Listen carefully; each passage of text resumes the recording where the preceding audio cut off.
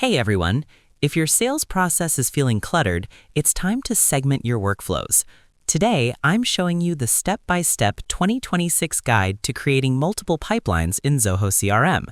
This will help you keep your deals organized and your revenue forecasts accurate. Let's jump into the settings. Step 1. Accessing the command center.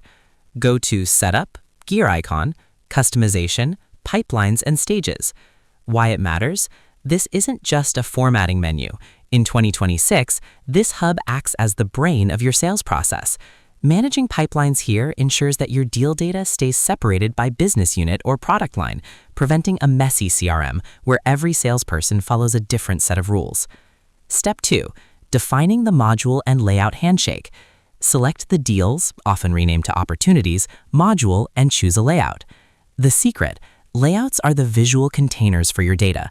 By choosing a specific layout, you ensure that a pipeline for new software sales only shows fields like server requirements, while a service renewal pipeline might only show original contract end date. This reduces field fatigue for your reps. Step 3. Strategic pipeline naming. Give your pipeline a name that reflects the sales motion. Best practice: avoid generic names like main pipeline. Use names like enterprise inbound or direct B2C. In 2026, Zoho uses these names in your global reports, so clear naming now makes it much easier to pull a win-loss report for a specific team later. Step 4. Crafting the stages, progress versus activity. Select stages and assign probability percentages. Crucial rule: stages should represent milestones, e.g. quote sent, not activities, e.g. sent email.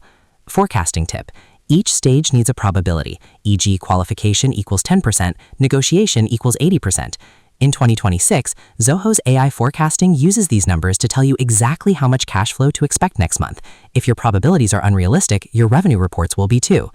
Step 5. Permission-based access control. Assign the pipeline to specific profiles or roles. Why this is key? You don't want your support team accidentally moving an enterprise deal stage. By assigning access, you ensure only the relevant sales team can view and edit that specific pipeline. You can even set a default pipeline for each profile, so that when a rep creates a deal, Zoho already knows which journey it belongs to. I hope this helped you out, and I see you in the next one.